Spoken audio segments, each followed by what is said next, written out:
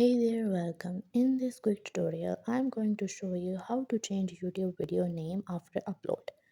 I'll make sure you'll get it right. Please follow each step carefully. Let's get started.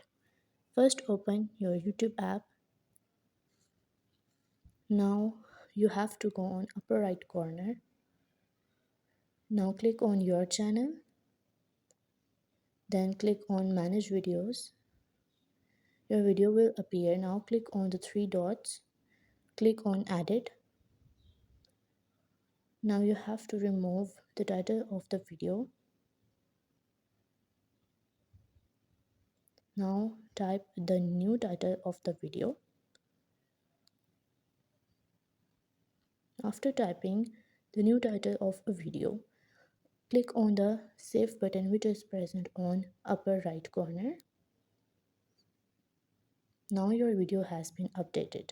Thanks for watching this video. Please like, share and subscribe.